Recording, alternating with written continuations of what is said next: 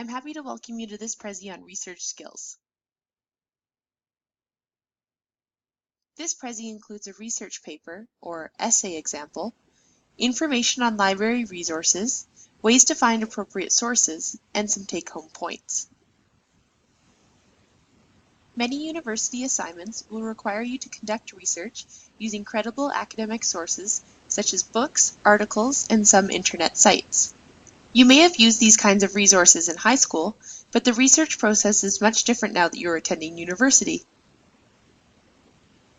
Research papers, or essays, are assigned in many university courses. Other assignments that may require research include reports, executive summaries, and group projects, to name a few. After you read the assignment guidelines and understand your instructor's expectations, it will be time to develop the assigned topic, which in the case of research papers or essays is usually fairly broad and needs to be narrowed down. For instance, the topic might be a question you answer, or you may have to turn the topic into a research question or questions. Try to begin working on the paper or essay as soon as it is assigned, so you have plenty of time to collect and organize your research. An example of a research paper topic might be, some critics have said that the heroine of the Yellow Wallpaper, by Charlotte Perkins Gilman, suffers from postpartum depression. Discuss. You may have come up with several research questions, such as, what are the heroine's symptoms? What is postpartum depression? Now it is time to research to see if you can find answers to those questions.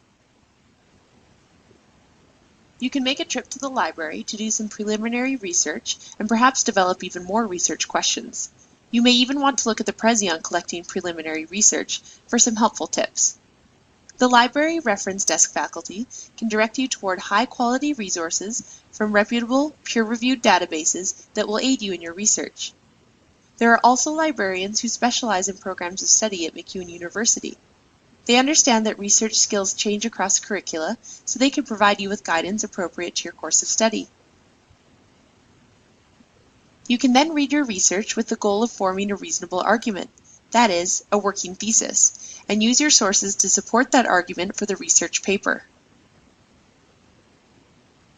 An example of a working thesis from the topic might be, although it can be argued that the mental and physical symptoms of the heroine of the Yellow Wallpaper may be indicative of postpartum depression, she is also dealing with oppression at the hands of her husband and the society of the time. If you find a source that looks intriguing, avoid reading it cover to cover. Instead, scan the table of contents, index, opening paragraph, and concluding paragraph to determine if the sources will provide adequate support for your working thesis. Make sure you take clear, well-organized notes and record which notes came from which sources, and from what pages. The last thing you want to do is spend precious time the night before an essay or paper is due, trying to figure out where you found a piece of information. Select a source based on its quality of information rather than its ease of access. That is, avoid selecting a resource just because it's at the top of a results list. If you find a reputable source, you should look at the references cited for related sources that may help you support your working thesis. Remember, your purpose is to find the strongest pieces of evidence to incorporate into your assignment. For more information on using evidence critically, check out the Prezi on critical thinking.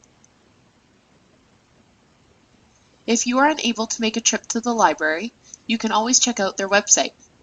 The section on research how-tos provides simple instructions for starting the research process, finding and evaluating sources, writing, citing sources, and avoiding plagiarism. Also, the video tutorials for SearchPath are valuable for finding different types of resources and determining the appropriateness of resources for university-level writing. Many sources can be found on the internet, but sometimes it is difficult to tell what is appropriate.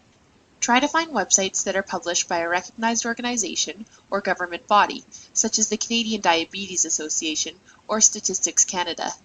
If you are unable to find a publication date or author, you may want to move on to find a more reputable source. Sources such as Wikipedia are not scholarly, so they are usually inappropriate. However, Wikipedia can be used to start brainstorming answers to your research questions. Some instructors have specific guidelines about using websites in academic essays, so always ask your instructor before using a website as a source.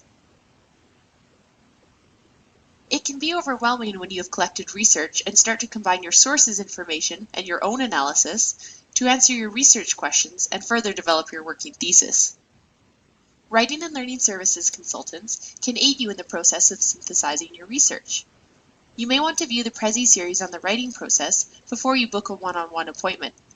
The Prezi series will guide you through the processes of understanding assignment guidelines, collecting research, outlining and drafting a paper or essay, and so on. Another option is to submit your research essay or paper online to eTutor Alberta for some helpful feedback. A word to the wise. Your instructor will notice if there are obvious holes in your research.